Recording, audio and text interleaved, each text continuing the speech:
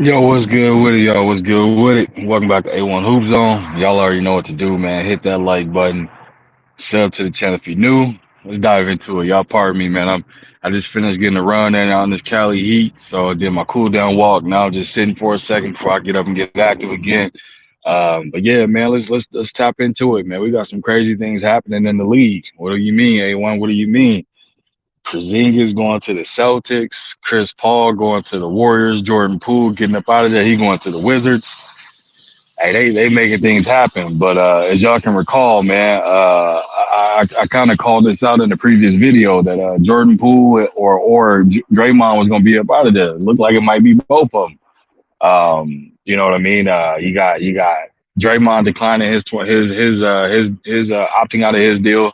Jordan Poole and the sign and trade. You know what I'm saying? Dealing with the situation, going to the Wizards, sitting him there. I think that was kind of a best case for him. He kind of. I ain't gonna say he adopted this diva mentality, but he got paid big bucks at an early age, man. And then when under them bright lights, he wasn't performing. So I think the Warriors kind of felt that it was time for a move on from him, just because the things that was going on and stuff like that. Obviously, with Draymond, I think they probably did that more so in hopes of keeping Draymond or to appease him. So we're gonna have to wait and see how that play out. But I think Draymond is up out of there as well. Realistically, though, I think that was the best situation or is the best situation for Draymond just to stay there and stay put. To be honest with you. But nonetheless, you know what I'm saying, he testing the free agency market, and we're gonna see what happens with him. Fred VanVleet still testing the market. Marcus Smart going to the Memphis Grizzlies. So definitely an upgrade from Dillon Brooks and what they had before. Obviously they got two defensive players of the year, him and Jackson. So defense is probably going to be more of a calling card on their end. I think the one thing that the Grizzlies should have done was absolutely keep Tyus Jones. I don't think that was the best move for them. He was an absolutely solid backup for them, man. He put up solid numbers as a backup. He was very reliable, good decisions with the ball, knocked down timely shots when they needed and things like that. So he was definitely a boost in the kick off the bench that they needed. So letting him go, I think, from a depth perspective, they're gonna feel that. To be honest with you, they're gonna feel that. Let's keep going, man. Let's keep going. So again, we all know Bradley Beal joined, what I'm saying, new big three with the Suns. So they doing their thing over there. And now we're just playing the waiting game, man. We literally just waiting to see where the rest of dominoes is gonna fall.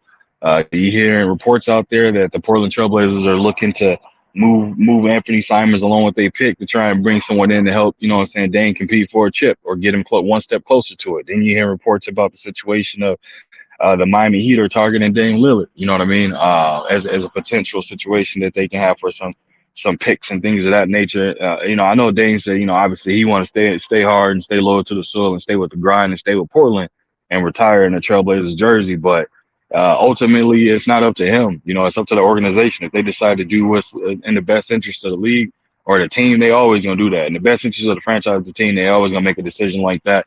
But they also, I feel, to be honest with you, they're gonna do what's in the best interest of Dame as well. You know what I mean? You've seen a lot of teams when they loyal to that fan base, to that team, and they've never put any smut on the team, organization, or anything like that.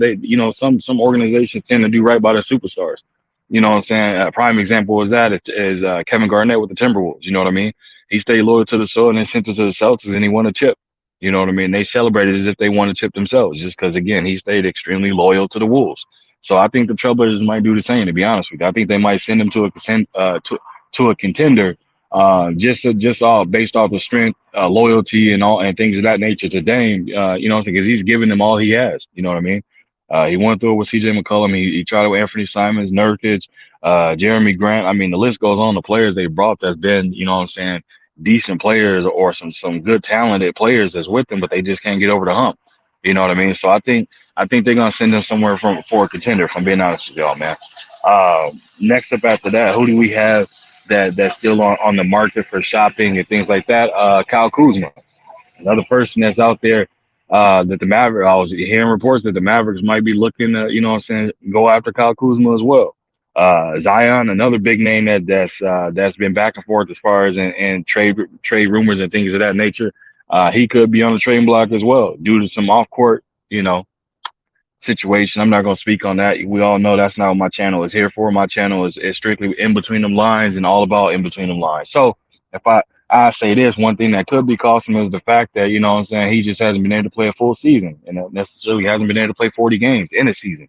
So I think that might be a major reason why the Pelicans are looking, you know what I'm saying, like, okay, we've been through this, and I don't, I think we'd rather get something in return that can help us get over the hump, or something in return that's going to be around, or give us a better opportunity with, because availability is the best attribute to have, and he has not been available for this team.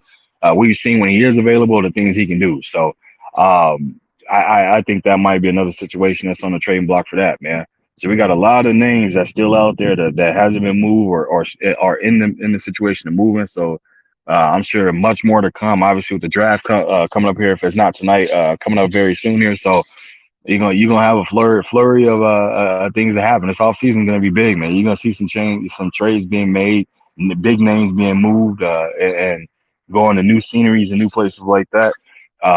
So yeah, y'all keep an eye out for that. But for the Warriors picking up CP3, man, I think they're probably, obviously they're gonna definitely have him at the point guard position, move Steph to the two, and then have play at the three is what I'm thinking they're gonna do. That way, Steph can definitely get, you know what I'm saying, play off the ball more. Don't have to worry about ball handling duties and things of that nature. And we all know CP3 is a pass first point guard. You know what I'm saying? That's all he wants to do is get others involved and run the offense and things of that nature. So hey, we might see something crazy out the Warriors again. A lot of that hinges on Draymond as well. You know what I mean? If he's there or not, that's gonna play a big difference in their game scheme and the style of basketball they play. So we're gonna have to wait and see what happens with that, man. But then, again, like I said, stay tuned, man. More to come. Just wanted to tap in with y'all, give y'all a quick update. My little analysis and breakdown on it. I think Porzingis going to the Celtics, major pickup. Why? I feel like you have a taller, more athletic Al Horford on your hands. You know what I mean? We don't know if Al's going to run it back again, or if he's going to retire, or if they intend to move on or not. But again, you got a better shooter in Porzingis who can do a little bit more offensively aggressive and has more in the repertoire than Al Horford has. Also, he can rebound and impact on the defensive end as well. Otherwise, you can run a big lineup. You can have him out there and out. And don't forget, you still got Robert Williams as well. We all know from a lob perspective, catching lobs, he's a threat. On the defensive end, we know he's getting up and challenging everything at the rim. So you got those things in your back pocket, man, where this team is definitely able to play a lot differently than what they wanted to. And then you got Malcolm Brogdon that actually, ended up being out the Celtics as well. So he's transitioned and moved on. So you got some, like I said, you got some names moving, man. You got some names moving. So, and you still got names that's in trade rumors and talks. You know what I'm saying? The Trey Youngs, the Kyrie still out there. Who hasn't? And again, Fred VanVleet still out there. You got a lot of names, big names that can definitely be tremendous game changers and impactors of it. That's still out there. You know what I'm saying? That's opted out and looking for a new destination. You know what I mean? Clippers are pursuing some other players as well. So you got teams that's looking to definitely make enhancements. You're hearing about, you know what I'm saying, Paul George potentially moving on, Kawhi potentially moving on, things of that nature. So we have to wait and see, man. Y'all stay tuned, stay locked in, keep an eye out. We're gonna come back with some more videos on it. We're gonna keep y'all up to date on it, man. But that's all I got for y'all. I appreciate you stopping through. Make sure you hit that like button, sub to the channel if you're new.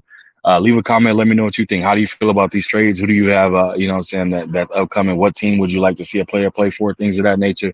And I'll be sure to respond to each and every one of y'all. And if you wish to support the channel, that information is scrolling at the bottom of the screen. It's also in the description of the video.